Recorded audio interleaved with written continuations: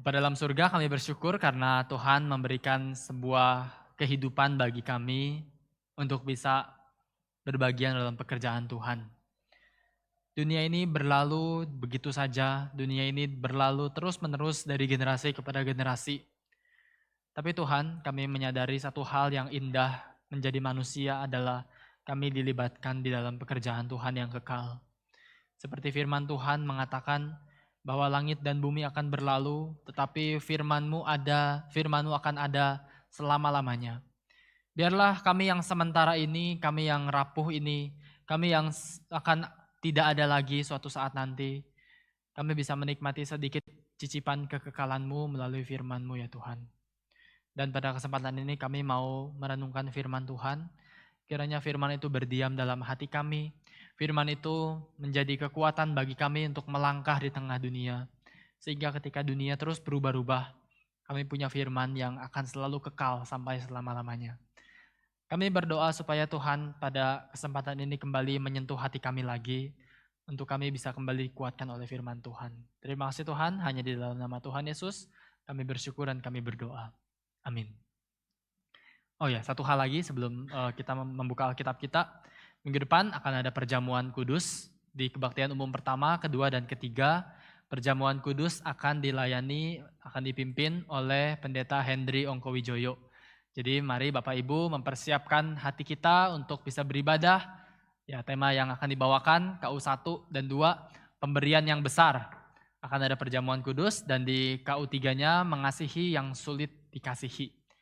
Mari kita mempersiapkan hati kita bukan hanya untuk beribadah, tapi juga untuk bisa bersama-sama menikmati perjamuan bersama dengan Tuhan di dalam perjamuan kudus.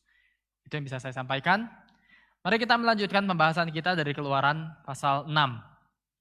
Mari kita membuka Alkitab kita.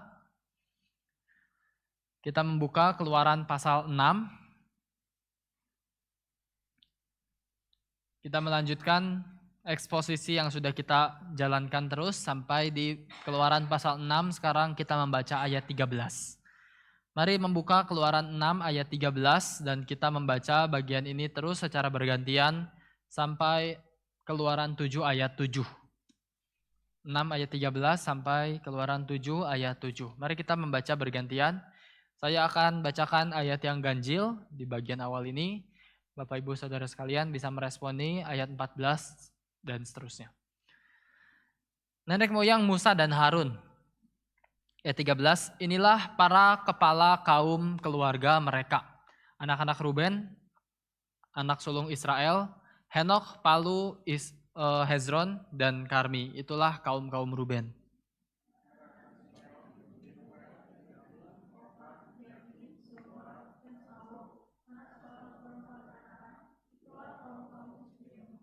Inilah nama anak-anak Lewi menurut urutan kelahirannya. Gerson, Kehat, dan Merari. Umur Lewi 137 tahun.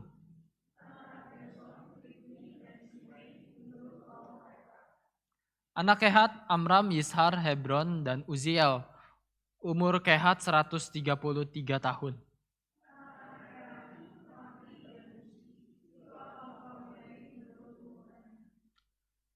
Dan Amram mengambil Yokebed, saudara ayahnya, menjadi istrinya, dan perempuan ini melahirkan Harun dan Musa baginya.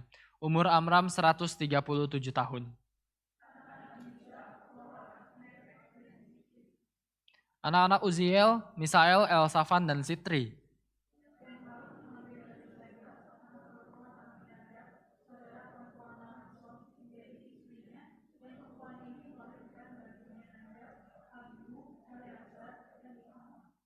Anak-anak Korah, Asir, Elkana, Abiasaf, itulah kaum-kaum orang Korah.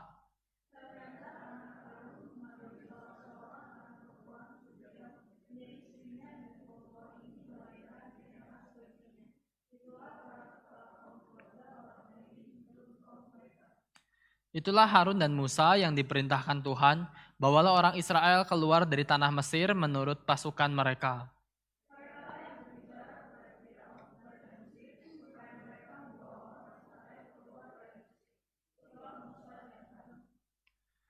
Bagian berikutnya Musa menghadap Firaun. Pada waktu Tuhan berfirman kepada Musa di tanah Mesir,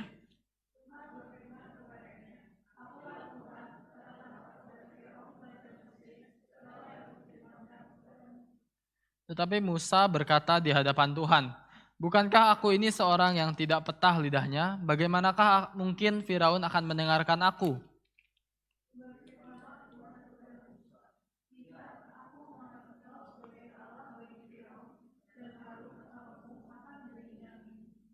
Engkau harus mengatakan segala yang kuperintahkan kepadamu, dan Harun abangmu harus berbicara kepada Firaun supaya dibiarkannya orang Israel itu pergi dari negerinya.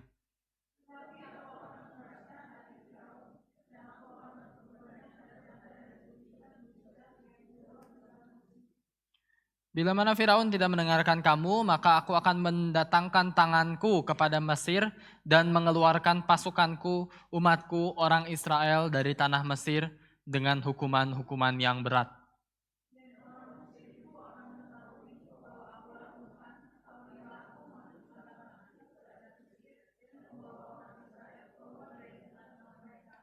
Demikianlah diperbuat Musa dan Harun seperti yang diperintahkan Tuhan kepada mereka, demikianlah diperbuat mereka bersama-sama. Adapun Musa 80 tahun umurnya dan Harun 83 tahun ketika mereka berbicara kepada Firaun.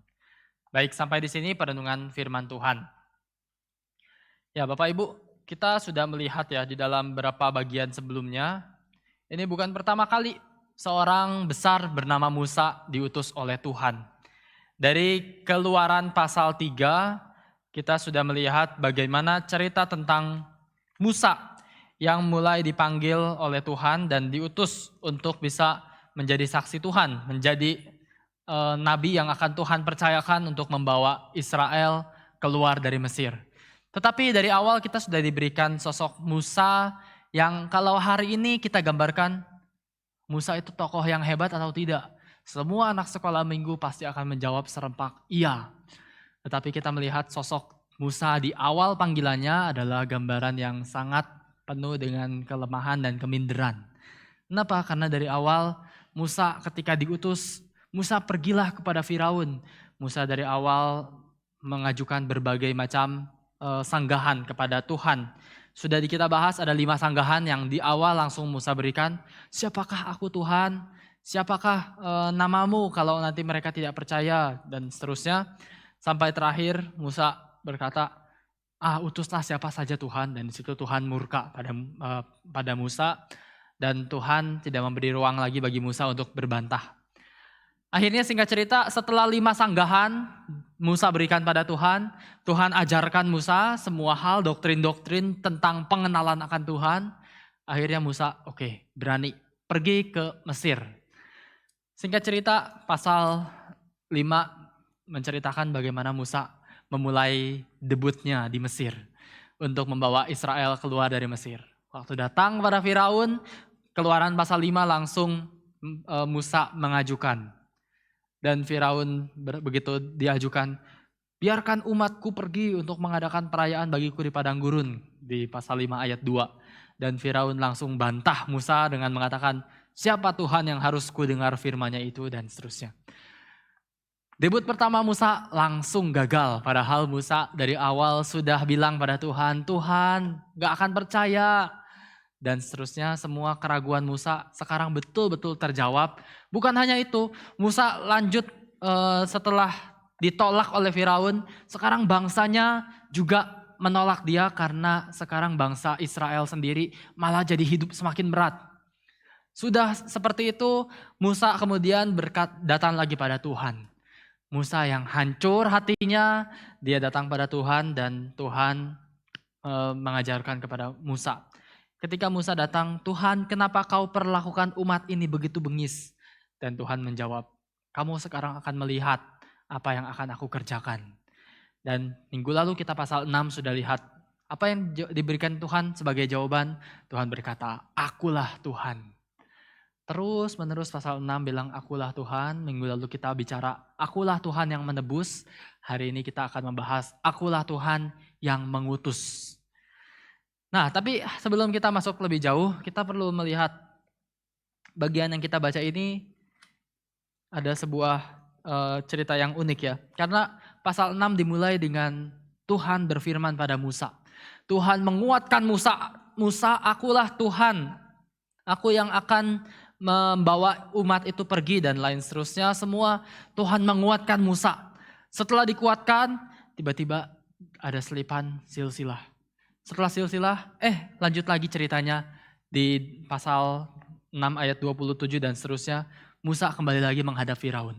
Jadi ceritanya Musa lagi menghadap Firaun, gagal, Musa datang pada Tuhan, dikuatkan, silsilah dulu. Tiba-tiba lanjut lagi cerita tentang Firaun. Kita mungkin bertanya-tanya ya, apa ini tiba-tiba lagi seru-serunya cerita Musa ini, lagi tension begitu tinggi ketika Musa sedang menghadap Firaun dan ditolak. Kita selalu bertanya-tanya, oke lanjutnya apa. Tiba-tiba kok ada silsilah panjang.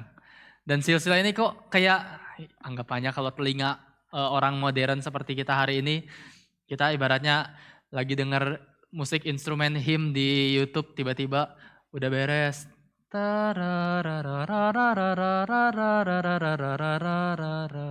Shopee COD gitu kali ya. Kita kesel dengan ngelihat apa sih tiba-tiba silsilah. Lagi seru-serunya, lagi situasi yang kita nantikan. Dan ternyata justru hari ini kita akan melihat. Ternyata lewat silsilah inilah orang-orang Israel justru lebih banyak mendapatkan kekuatan. Ketika melihat bagaimana panggilan Musa ditempatkan di dalam sebuah cerita yang lebih besar daripada kehidupan Musa itu sendiri. Hari ini kita melihat tentang akulah Tuhan yang mengutus. Maka ada beberapa hal yang akan kita refleksikan. Kita akan melihat yang di dalam perenungan ini tentang silsilah. Justru kita mau melihat yang pertama, kita mau mengenal Tuhan yang melampaui generasi. Sekali lagi, Tuhan yang melampaui banyak generasi. Bicara tentang pengutusan, ternyata panggilan yang Musa lakukan ternyata tidak terbatas di dalam diri Musa saja. Maka hari ini kita coba lihat beberapa nama-nama di dalam silsilah ini ya. Biasanya kita lihat kalau baca silsilah, Bapak Ibu mungkin saudara-saudara semua kalau ngejar baca-bacaan Alkitab sehari 4 pasal, begitu ketemu silsilah kita langsung skip semua kalimat-kalimat selain namanya, langsung baca nama, loncat, selesai. Tapi justru hari ini kita mau soroti beberapa hal yang penting sekali dari silsilah ini. Saya ajak kita menyoroti beberapa nama ya. Dari ayat 13 dimulai, inilah para kepala kaum keluarga mereka, anak-anak. Nama pertama siapa? Ruben. Ayat 14 dikatakan anak-anak Simeon. Jadi kita mengunci beberapa nama. Ruben dan Simeon, satu generasi. Ayat 15 juga ada, inilah nama anak-anak Lewi. Ruben, Simeon, Lewi. Bapak Ibu bisa menemukan polanya ya. Siapa mereka? Mereka adalah anak-anak dari Yakub. Anak-anak dari Yakub. Atau Yakub atau disebut sebagai Israel. 12 anak, disebutkan 3 di sini. Tapi sekarang kita mau soroti lebih lanjut kepada Lewi. Dan di sini Lewi disebut ada 3 nama anak, Gerson, Kehat, Merari. Mari kita soroti lebih lanjut kepada Kehat. Nanti di ayat 17 lanjutannya lagi, anak-anak Kehat, Amram, Ishar, dan seterusnya. Dan setelah itu kita langsung melihat soroti nama Amram. Jadi tadi ya, Lewi punya anak Gerson, Kehat, Merari. Kita kunci di Kehatnya, anak keduanya. Kehat punya anak Amram. Nah Amram ini kita lihat ternyata Amram inilah yang menjadi ayah dari Harun dan Musa. Ayah dari Harun dan Musa. Nah baru dari situ Harun kemudian punya anak lagi, nanti ada nama-nama, ayat 22 disebut nama Eleazar. Dan ayat 24 disebut nama Pinehas. Itu ayat-ayat yang penting atau nama-nama yang paling penting di bagian awal ini untuk kita ingat. Nah Bapak Ibu, mungkin kita bertanya-tanya, masih bingung ya, kenapa tiba-tiba perlu mencantumkan nama-nama ini? Hari ini kita melihat sebuah silsilah menganggapnya sebagai sebuah data-data. Seperti ibaratnya kalau ada kecelakaan pesawat, tiba-tiba begitu muncul nama-nama daftar orang-orang yang meninggal dunia, katakanlah seperti itu, langsung kita melihatnya itu sebagai data. Begitu ada catatan-catatan yang mungkin tidak akurat, kurang 2 orang, kurang 3 orang, kita langsung udah skip cari berita lain yang lebih akurat. Kita mengejar akurasi kalau bicara tentang data. Atau misalnya contoh, kalau pemilihan pemilu ada quick count, terus di stasiun televisi tertentu quick count-nya kok beda sendiri dibandingkan stasiun televisi lain. Kita langsung udah skip, nggak usah lihat channel yang itu, kita lihat yang lain aja yang lebih terpercaya. Karena kita melihatnya sebagai data. Tapi hari ini kalau kita melihat silsilah, kita tidak bisa lihat sebagai data. Karena apa? Dari kisah tentang Lewi sampai Musa, firman Tuhan mengatakan di dalam kitab Keluaran, ini ada sekitar 430 tahun. Tapi waktu kita bayangkan 430 tahun ini, sepertinya kalau cuma tadi bicara tentang Lewi, Kehat, Amram, udah langsung ke zaman Musa dan Harun. Sepertinya ini masa-masa yang terlalu cepat kalau cuma ada beberapa orang itu. Jadi banyak penafsir bilang sepertinya di dalam silsilah ini ada memang nama-nama orang yang di skip. Nah hari ini maka kita melihat bukan jadinya melihat silsilah ini sebagai sebuah data statistik. Tetapi ada pesan teologis yang paling penting yang perlu kita tangkap. Sekali lagi saya sampaikan ya, membaca silsilah bukan untuk membaca data, tetapi menangkap pesan teologis apa yang Tuhan mau sampaikan. Sebagai contoh, saya berikan perbandingan sebagai contoh ya Bapak Ibu. Misalnya di dalam silsilah Tuhan Yesus di Injil Matius, kita lebih familiar dengan ini ya daripada cerita Lewi ini. Tapi misalnya contoh di Injil Matius, silsilah di Matius 1 misalnya. Matius 1 memulai inilah silsilah Yesus Kristus, anak Daud, anak Abraham, terus lanjutkan diurutkan. Ayat 17 dikatakan seluruhnya ada 14 keturunan dari Abraham sampai Daud, 14 keturunan dari Daud sampai pembuangan ke Babel, dan 14 keturunan dari pembuangan ke Babel sampai Kristus. 14. Pertanyaannya, betulkah ada 14? Nanti waktu Bapak Ibu telusuri lebih jauh di dalam perjanjian lama, ternyata Bapak Ibu akan menemukan ada nama-nama yang di skip. Dan di situ mungkin iman kita terguncang kalau kita bacanya sebagai data. Wah, firman Tuhan salah nih. Wah, nggak akurat nih Injil Matius, lagi ngantuk atau apa gitu dia nulisnya. Enggak, justru bukan itu. Karena silsilah bukan buat data. Silsilah itu sengaja mau menyoroti angka 14-nya. Mungkin sebetulnya bisa jadi 15, 16 atau sejumlah tertentu. Tetapi silsilah di Injil Matius ini sengaja mau munculkan 14. Maka ada nama yang harus di skip. Supaya apa? 14 itu sebetulnya simbol dari Raja Daud. Nama Daud, David atau DVD dalam bahasa Ibraninya. DVD itu di dalam abjad mereka. D itu huruf keempat, V itu huruf keenam, D-nya huruf keempat. Jadi 4 tambah 6 tambah 4, 14. Ini dalam abjad Ibrani. DVD, David, itu pakai simbol 14. Jadi waktu pembaca Injil Matius melihat 14 keturunan Abraham sampai Daud, 14 keturunan Daud sampai Babel, 14 keturunan Babel sampai Kristus, ini pembacanya langsung paham. Oh, Kristus itu adalah kelanjutan dari Raja Daud, gitu ya. Ini namanya pesan teologis Bapak Ibu. Jadi pembaca bukan diajak melihat ini sebagai data statistik, tetapi untuk menangkap, oh ternyata Mesias yang dijanjikan itu betul-betul dari keturunan Raja Daud. Oh Mesias inilah yang dijanjikan waktu Tuhan berjanji pada Raja Daud gitu. Ini contohnya. Jadi silsilah harus dibaca, dicari pesan teologisnya. Maka sekarang kita kembali ke silsilah yang tadi, nenek moyang Musa dan Harun. Maka mari kita membaca ini bukan lagi sebuah data, tetapi kita mau tangkap apa pesan teologis yang mau disampaikan di dalam cerita ini.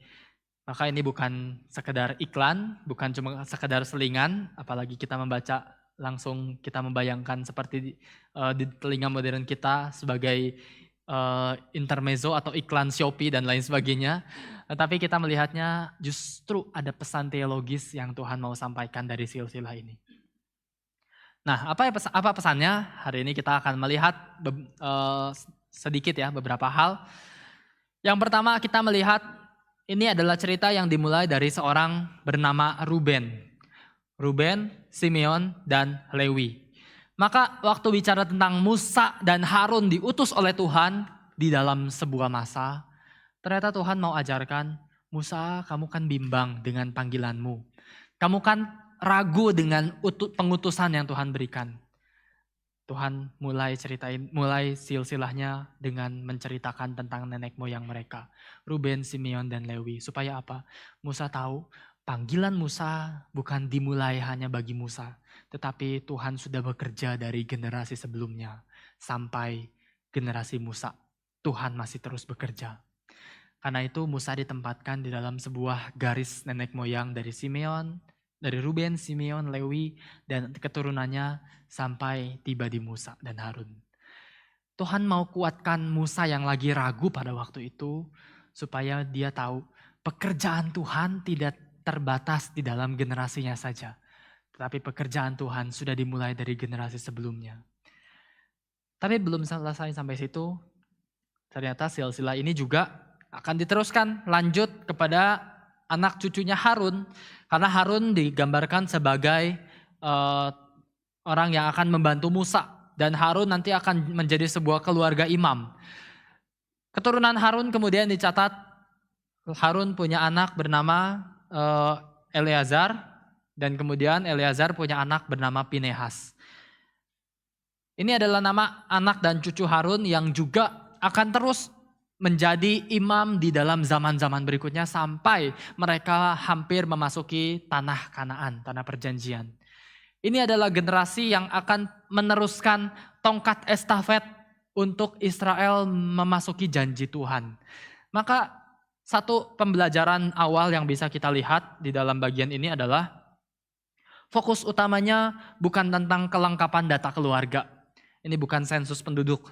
Tetapi kita mau melihat fokus utama dari silsilah ini adalah kesetiaan Allah di dalam berbagai generasi. Kesetiaan Allah di dalam berbagai generasi. Nama demi nama boleh berlalu, generasi datang dan pergi, tapi tujuan Tuhan tetap akan terus bergerak maju sampai Tuhan menggenapi rencananya. Dan di tengah semuanya itu perhatiannya sekarang berarti bukan Musa, bukan Harun, tetapi Tuhan sendiri yang berkata, akulah Tuhan. Nah Bapak Ibu, pernyataan nama Tuhan itu jadi pusat dari seluruh bagian ini. Tuhan sudah menyatakan dirinya melalui sejarah. Dia bukan Tuhan yang bekerja secara acak. Aduh Tuhan ngelihat ada orang berbakat nih zaman ini. Oke pakai orang ini, udah beres, mati, selesai. Tuhan nunggu lagi, kapan-kapan lagi, baru dia bekerja lagi. Tidak. Tuhan adalah Tuhan yang sejak semula sudah punya tujuan bagi umatnya. Dan tujuan itu akan terus berjalan dari generasi ke generasi. Maka mengenal Tuhan itu, begitu kita bilang tentang diutus oleh Tuhan, ini bukan menjadi sebuah peristiwa yang terpisah. Tetapi menjadi orang yang diutus Tuhan adalah melibatkan diri di dalam sebuah rencana besar Tuhan. Yang sudah dimulai dari dulu, sekarang, dan seterusnya. Sekali lagi saya katakan, mau dipakai Tuhan, itu bukan cuma sekedar sekarang Tuhan. Sekarang pakai hidupku, setelah itu selesai. Bukan, tetapi dipakai oleh Tuhan berarti melibatkan diri di dalam sebuah cerita besar Tuhan. Yang Tuhan sudah kerjakan dulu, sekarang, dan seterusnya. Karena itu silsilah ini melibatkan nenek moyang mereka dan melibatkan juga anak cucu mereka di dalam batasan yang cukup untuk mereka sadar. Oh iya, Musa dan Harun yang ragu saat itu sekarang dikuatkan. Ternyata Tuhan sudah bekerja sebelumnya dan Tuhan akan terus bekerja setelahnya. Pembaca bagian ini di zaman-zaman berikutnya beratusan tahun kemudian juga akan sadar. Oh ya, nenek moyang kami pernah ragu apakah kami disertai oleh Tuhan. Tetapi mereka akan sadar yang Tuhan berikan sebagai jawaban adalah silsilah. Yang Tuhan berikan jawaban adalah belajar melihat pekerjaan Tuhan yang lebih besar. Belajar melihat pekerjaan Tuhan yang lebih besar. Bapak Ibu, hari ini di dalam kehidupan gereja Tuhan di era modern, kita seringkali memikirkan hidup kita relatif secara pendek.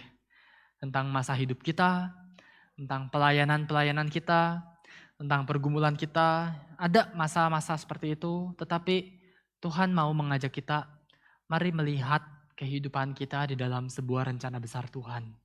Disinilah kita bisa mendapatkan kekuatan. Kenapa? Karena dengan kita tahu bahwa Tuhan sudah bekerja dari dulu, sekarang, dan seterusnya, maka kita tahu bahwa hidup kita bukanlah sebuah kebetulan yang sekarang ya berhasil atau gagalnya tergantung kita hari ini. Bukan. Hari ini kita ada, tidak pernah terlepas dari mungkin masa lalu kita, masa orang tua kita cara membesarkannya seperti apa. Dan mungkin orang tua kita pun dipengaruhi oleh orang tua kita yang lain lagi. Itu kalau dalam keluarga. Kalau dalam kehidupan gereja misalnya, kita ada hari ini mungkin dipengaruhi oleh gereja lama kita sebelumnya misalnya. Atau mungkin pendeta sebelumnya yang pernah ada di tempat ini. Kita hidup tidak pernah lepas dari generasi-generasi sebelumnya yang Tuhan pernah pakai. Berhasil atau gagalnya, tetapi satu hal yang perlu kita tahu bahwa generasi sebelumnya Tuhan pernah pakai. Untuk apa? Salah satunya mempersiapkan kita hari ini untuk dipakai oleh Tuhan. Masa lalu kita mungkin bukan sesuatu masa lalu yang bisa kita banggakan. Mungkin ada beberapa yang merasa seperti itu. Masa kecil kita mungkin banyak mengalami situasi-situasi buruk yang kita mungkin tidak mau ulangi lagi hari ini. Tapi percayalah, tanpa itu semua hari ini mungkin kita tidak bisa punya kedewasaan tertentu seperti sekarang mungkin misalnya. Cara pikir atau worldview yang seperti sekarang dan berbagai hal lain yang Tuhan sudah persiapkan. Maka baik dan buruknya semua terlepas dari itu semua, Tuhan sudah bekerja jauh sebelum kita menyadarinya. Maka hari ini pertanyaannya, apakah kita pun mau dipakai Tuhan untuk mempersiapkan generasi yang berikutnya yang akan Tuhan percayakan. Kita ada di tengah zaman yang tidak berdiri sendiri. Hari ini keberadaan engkau dan saya pun menjadi keberadaan yang Tuhan akan pakai di dalam lintas generasi. Karena yang pertama tadi kita merenungkan tentang Tuhan yang melampaui generasi. Hari ini engkau dan saya pun dipersiapkan untuk dipakai Tuhan untuk bisa berbagian dalam rencana Tuhan yang besar. Salah satunya tentu saja mempersiapkan generasi berikutnya untuk juga dipakai Tuhan. Pertanyaannya, apakah kita mau memberikan hidup kita untuk bisa dipakai oleh Tuhan dan juga mempersiapkan generasi berikutnya juga dipakai oleh Tuhan.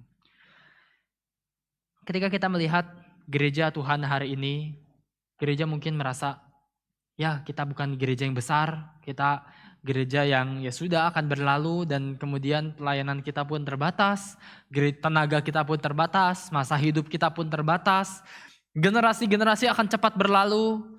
Tetapi justru bagian ini mau menghiburkan kita dengan mengatakan bahwa Tuhan tidak pernah bekerja hanya di dalam satu masa saja. Tuhan tidak pernah bekerja hanya dalam satu masa, tetapi setiap masa Tuhan persiapkan.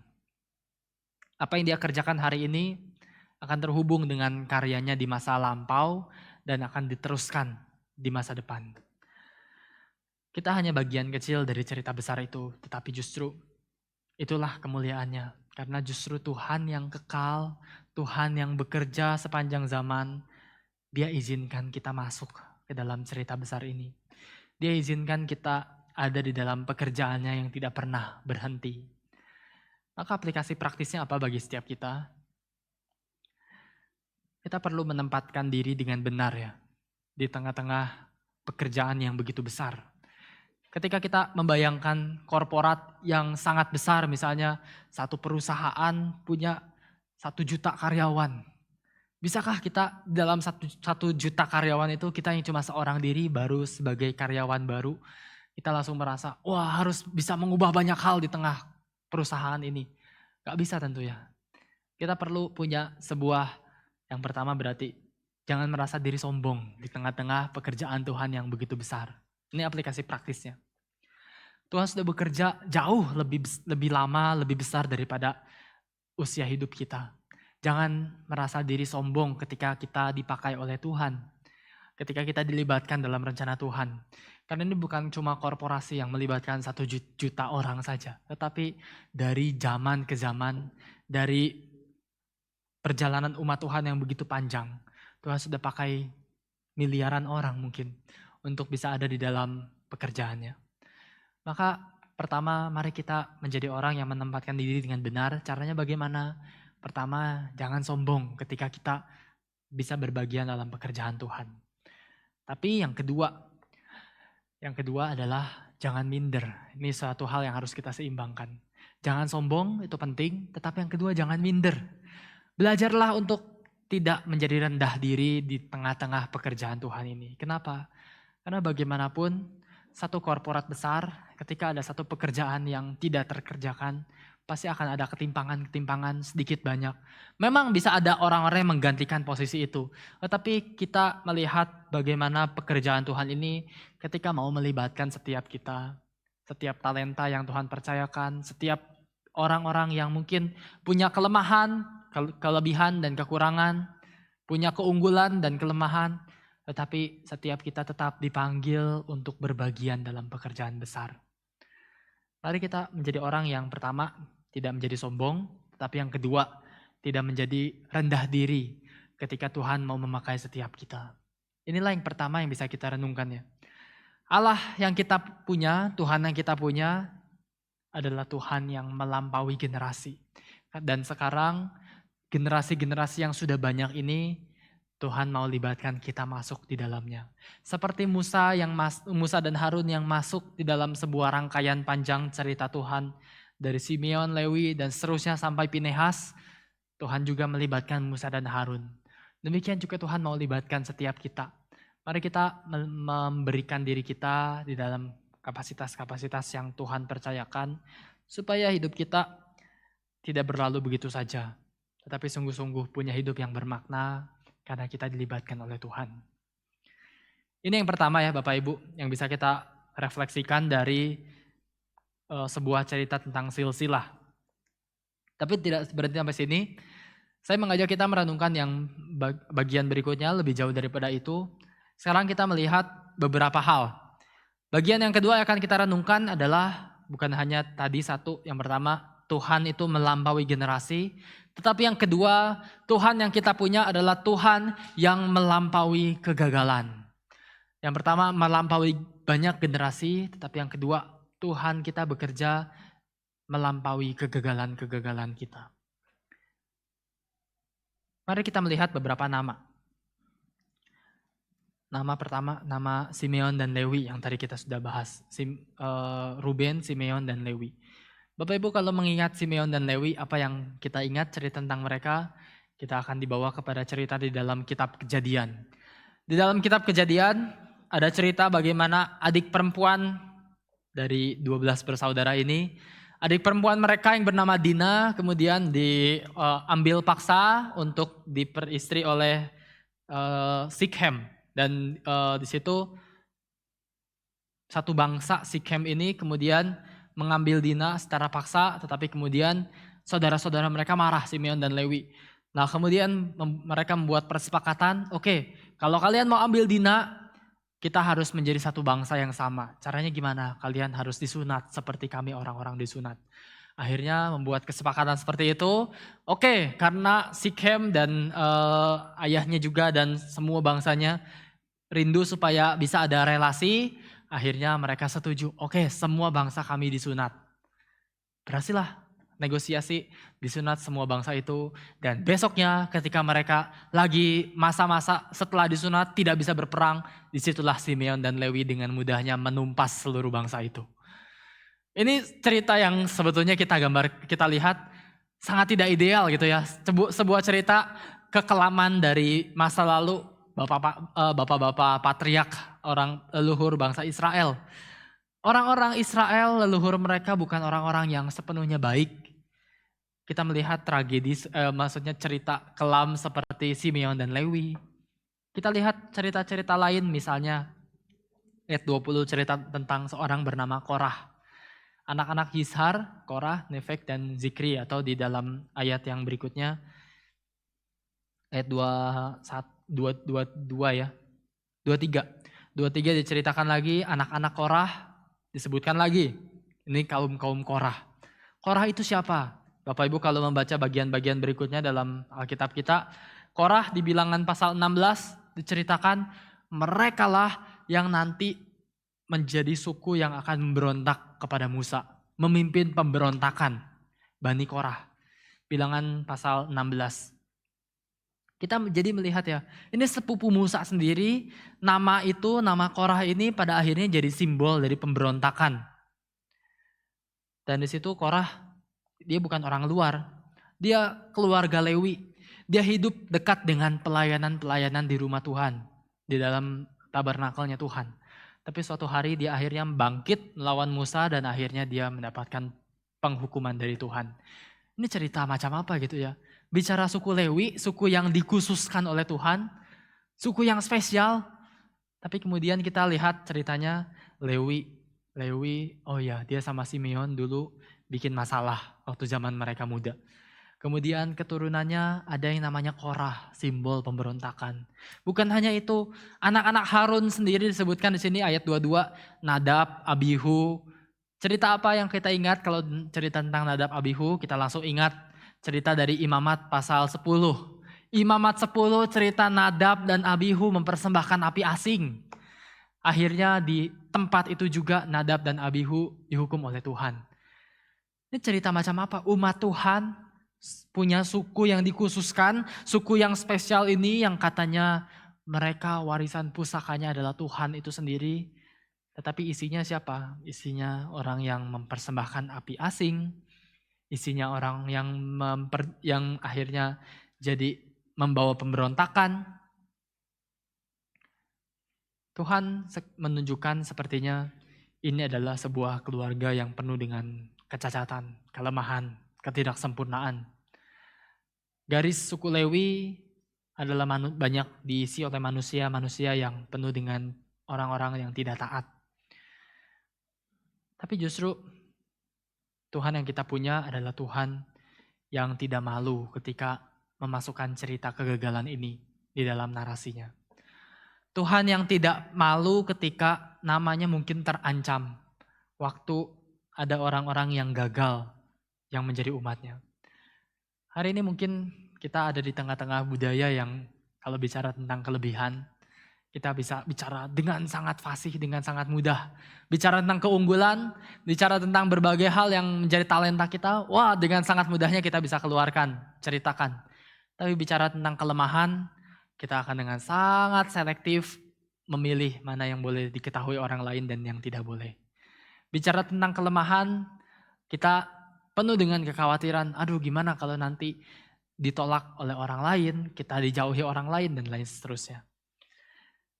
Tapi tidak demikian dengan Tuhan. Tuhan yang kita punya adalah Tuhan yang di dalam ceritanya, perjalanan umatnya penuh dengan kegagalan, kehancuran, dan ketidaksempurnaan. Dia masukkan itu semua, dia rela namanya mungkin terancam. Tetapi satu hal yang menjadi penghiburan bagi setiap kita apa? Karena bagian ini silsilah ini menutup ceritanya dengan seorang yang terakhir disebutkan bernama Pinehas. Cerita tentang silsilah ini ditutup dengan seorang bernama Pinehas. Siapakah itu Pinehas? Dia cucunya Harun dan Pinehas ini jadi seorang yang nanti di akhir di ceritanya di kitab Ulangan nanti kita akan lihat juga. Ketika Israel suatu hari jatuh dalam dosa, mereka menyembah kepada Baal dan murka Tuhan sedang menyala-nyala kepada bangsa Israel. Disitulah cucu dari Harun ini yang bernama Pinehas ini, dia akhirnya berdiri, dia membela kekudusan Tuhan. Ada orang yang membawa perempuan dari bangsa lain masuk ke dalam perkemahan orang Israel. Pinehas langsung berdiri, dia kejar dan dia bunuh orang asing itu. Ini gambaran yang mungkin sekarang kita anggap kejam. Tetapi bagi Tuhan, Pinehas ini seorang yang mengutamakan kekudusan Tuhan. Dia tahu isi hati Tuhan. Dan dia memperjuangkan apa yang Tuhan kehendaki bagi Israel. Bapak Ibu, ini namanya kisah penebusan. Kisah di mana sebuah keluarga yang tidak sempurna, sama-sama dari garis keturunan Lewi, dipenuhi dengan orang-orang yang cacat celah, orang-orang yang tidak sempurna, bahkan Harun dan Musa pun punya banyak kelemahan. Tetapi silsilah ini ditutup dengan seorang yang bernama Pinehas. Supaya apa? Supaya Israel tahu. Israel itu pun penuh dengan kelemahan dan kekurangan. Tetapi Tuhan selalu datangkan penebusan bagi Israel. Lewat Pinehas ada sebuah perjanjian baru yang Tuhan berikan. Lewat Pinehas ada sebuah harapan baru yang Tuhan berikan. Demikian juga bagi setiap kita. Tuhan kita adalah Tuhan yang melampaui setiap kegagalan demi kegagalan. Tapi percayalah bahwa kegagalan manusia tidak pernah bisa menjatuhkan atau menghentikan pekerjaan Tuhan. Hari ini kita mungkin hidup juga di dalam kehidupan keluarga yang mungkin tidak terlalu bisa dibanggakan. Punya banyak kekurangan, punya banyak kelemahan. Banyak mungkin yang merasa tidak dibesarkan dengan sosok ayah yang ideal, sosok ibu yang ideal, atau mungkin punya kehidupan keluarga yang begitu penuh pergumulan sampai hari ini. Tapi mari kita melihat bahwa cerita Alkitab ini memasukkan juga cerita nenek moyang Musa dan Harun. Sebuah keluarga yang tidak ideal, tetapi kemudian kembali dipakai oleh Tuhan. Dari masa ke masa, generasi ke generasi, dan setiap kelemahan tidak ditiadakan begitu saja. Setiap kelemahan diizinkan untuk ada dalam kehidupan keluarga Lewi. Tapi kemudian Tuhan berikan penebusan lewat gambaran tentang Pinehas ini. Tuhan mau memakai setiap keluarga, bukan keluarga yang sempurna, tetapi keluarga yang mau memberi dirinya untuk menghidupi penebusan daripada Tuhan. Bapak Ibu, inilah berita Injil ya. Berita Injil adalah berita yang bukan memberikan sebuah cerita yang selalu bagus dari awal sampai akhir. Berita Injil adalah berita yang diberikan bagi manusia yang berdosa, yang penuh kelemahan, penuh dengan kehancuran diri, tetapi diberikan harapan baru karena Tuhan memberikan penebusan. Bukankah ini indahnya menjadi umat Tuhan? Menjadi umat Tuhan bukan menjadi umat yang harus selalu semuanya dari awal sampai akhir sempurna, tidak pernah ada cacat celah. Dan di situ langsung berkata kepada Tuhan, Tuhan saya sudah hidup kudus dan hidup tidak ada kelemahan. Terimalah aku karena aku membawa hidup yang kudus ini. Bukan. Itu lebih seperti orang Farisi bukan? Yang berkata kepada Tuhan dalam doanya, Tuhan aku bersyukur aku tidak seperti pemungut cukai dan orang berdosa. Tapi yang Tuhan terima adalah orang-orang yang seperti pemungut cukai. Tuhan kasihanilah aku orang berdosa ini. Dan di situ Tuhan hadirkan berita Injil, berita penebusan. Nenek moyang Musa dan Harun juga sama. Mereka orang-orang yang penuh dengan kelemahan, kekurangan. Tapi berita yang hari ini kita mau bawa adalah Tuhan kita melampaui setiap kegagalan-kegagalan kita. Mari kita menjadi orang-orang yang ketika melihat silsilah ini, kembali bukan melihat ini sebagai sebuah selingan yang bisa dilewati begitu saja. Bukan melihatnya ini sebagai sebuah data yang perlu kita cek akurasinya. Tapi yang pertama, tadi kita melihat ada pesan yang Tuhan mau sampaikan. Pesan yang pertama, Tuhan kita adalah Tuhan yang melampaui generasi. Mari libatkan diri dengan benar di dalam karya besar Tuhan. Tapi yang kedua, kita mungkin mengalami banyak kegagalan dan jatuh bangun dalam kehidupan kita. Tapi mari kita melihat bahwa Tuhan yang kita punya, Tuhan yang mengutus kita adalah Tuhan yang melampaui kegagalan-kegagalan kita. Dan yang ketiga, pada akhirnya cerita ini akan membawa kita untuk melihat kembali kepada sebuah narasi. Kita selesai dengan silsilah, sekarang kita melihat narasi berikutnya. Kita mendapati sekarang Musa. Oh, ternyata dia masih belum terlalu berubah juga. Dia masih bergumul dengan panggilannya. Dia masih bergumul dengan kelemahannya, dengan ketidakfasihan lidahnya. Dan Firaun pun masih digambarkan sebagai sosok yang masih keras hati. Tetapi kalimat ini terus-menerus mau mengatakan satu hal yang jelas. Kalimat yang terus diulang apa? Ayat 28, Tuhan berfirman kepadanya, Akulah Tuhan, katakanlah kepada Firaun, Raja Mesir, segala yang kufirmankan kepadamu. Kata akulah Tuhan kembali diulang lagi dan di situ kita melihat ini menjadi kata yang menutup bagian ini, bagian pengutusan Musa. Karena apa? Musa yang waktu itu masih melihat dirinya sendiri penuh dengan kekurangan. Sekarang dia diajak untuk melihat akulah Tuhan. Melihat kepada Tuhan. Berita keluaran, berita Exodus ini semakin lama semakin jelas. Fokus utamanya bukan Musa, tetapi Yahweh. Fokus utamanya bukan Musa dan Harun, tetapi Tuhan. Karena sekarang Tuhan kembali menutup cerita ini dengan mengatakan, akulah Tuhan. Musa boleh mungkin kalau dia masih panik. Israel mungkin masih putus asa di dalam keadaan itu. Situasinya mungkin masih tampak penuh kegagalan. Tapi Tuhan tidak pernah mengubah rencananya. Dan dia tidak pernah bisa digagalkan oleh kelemahan-kelemahan manusia. Dan di sini Tuhan menyatakan diri. Seperti apa dia akan bertindak. Nanti kita akan melihat tulah demi tulah di bagian berikutnya. Tetapi satu hal yang perlu kita renungkan di bagian awal ini. Aku akan mendatangkan tanganku kepada Mesir dan mengeluarkan pasukanku, umatku, orang Israel dari tanah Mesir dengan hukuman yang berat. Bapak Ibu, kata tangan akan muncul berulang kali di ayat tadi di ayat 5 dan di ayat bagian sebelumnya juga ya, ayat 4 dan ayat 5. Diulang ada kata tangan Tuhan yang kuat, tangan Tuhan yang teracung dan lain seterusnya. Pasal 6 sebelum kita membahas silsilah juga sudah ada kata tangan Tuhan, tangan Tuhan, tangan Tuhan. Apa yang mau Tuhan sampaikan? Bagi orang Mesir, Firaun itu digambarkan sebagai raja yang punya lengan yang kuat. Orang-orang atau raja-raja Mesir itu digambarkan dengan gelar-gelar yang punya ditekankan tentang kekuatan tangan mereka. Jadi ketika bicara tentang tangan, ini menjadi sebuah sindiran dari Tuhan. Bagi orang-orang Mesir yang dulu membanggakan dewa mereka, penuh dengan kekuatan tangan, terus-menerus tangan mereka yang diunggulkan. Tapi Tuhan menyatakan diri sebagai Tuhan yang lebih berkuasa daripada seluruh dewa-dewa Mesir. Sebagai contoh beberapa nama Firaun ya, digambarkan Firaun tertentu disebut pernah Firaun Ramses II disebut sebagai Firaun dengan lengan yang kuat. Ada juga Firaun yang lain, Firaun yang disebut Hofra waktu itu digambarkannya, oh dia lengan yang berotot.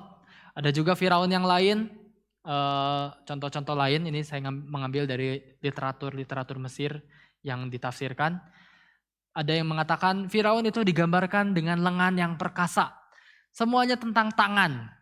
Firaun itu digambarkan sebagai penguasa yang tangannya tidak pernah bisa dipatahkan, tidak pernah bisa digoncangkan. Sekali dia memerintahkan, berbuat, semua kehendaknya harus jadi. Tapi sekarang Tuhan mengatakan, aku akan membawa Israel keluar dari Mesir, dari bangsa yang tangannya kuat itu, dengan tangan yang lebih kuat. Aku menunjukkan diri sebagai Tuhan yang nanti akan membawa Israel untuk keluar dari Mesir. Dia yang mengutus Musa, dia yang akan pimpin sejarah, dia yang akan keraskan hati Firaun dan akan rendahkan Firaun dengan tulah demi tulah.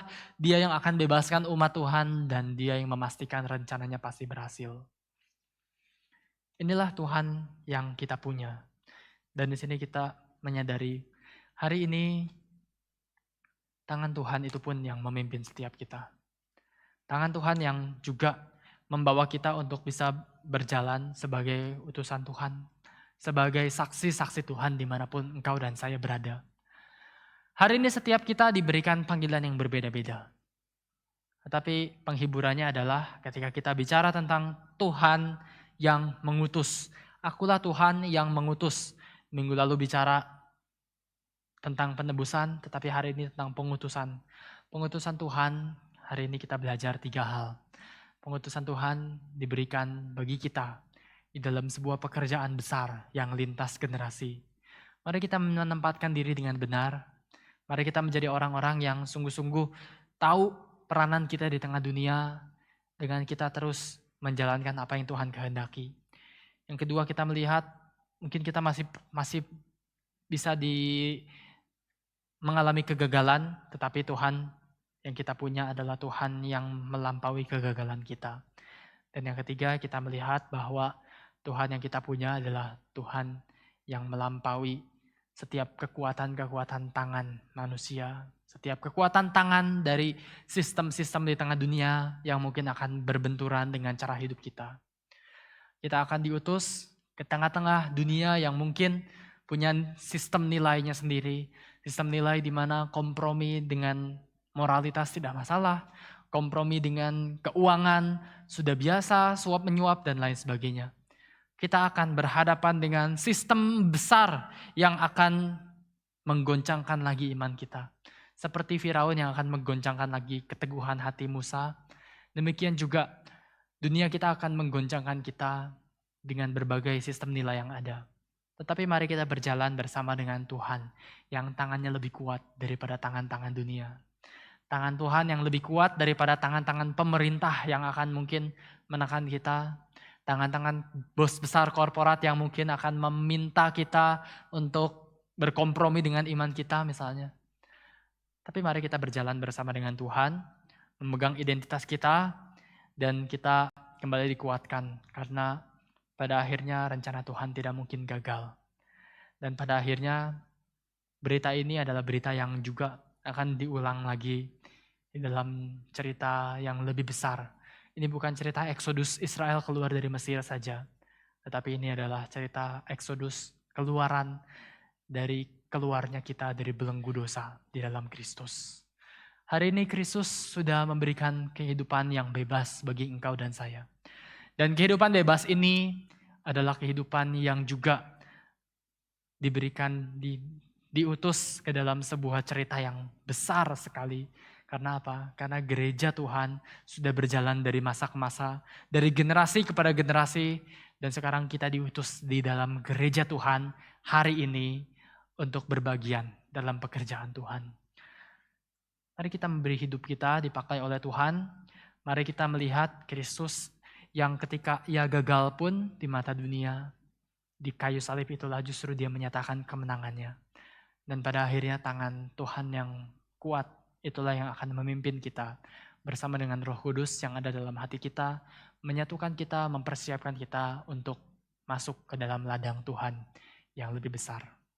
Amin. Sampai di sini perenungan firman Tuhan pada hari ini. Mari kita berdoa. Kami bersyukur Tuhan karena kami diberikan satu kehidupan yang penuh dengan anugerah. Karena kami yang ditebus adalah kami yang diutus. Diutus untuk berbagian dalam pekerjaan Tuhan yang begitu besar. Tetapi kami diajak untuk bisa melihat Tuhan, pekerjaan-Mu begitu besar dan kami begitu kecil. Topanglah kami dengan kekuatan tangan-Mu yang penuh kuasa. Jangan biarkan kami berdiam di tengah dunia untuk tidak melakukan apa-apa Tuhan. Jangan biarkan kami puas di dalam berbagai hal di tengah dunia ini. Ketika kami melihat pasti banyak hal harus kami perjuangkan. Karena Tuhan sendiri pun mencintai dunia ini dan mau memberikan penebusan bagi dunia. Tuhan jangan biarkan kami hanya diam saja dan jangan biarkan kami hanya mau menjadi penonton saja di tengah-tengah dunia. Tuhan kami mau menjadi aktor, kami mau menjadi orang-orang yang dipakai Tuhan di dalam sebuah cerita narasi besar yang Tuhan mau kerjakan di tengah dunia.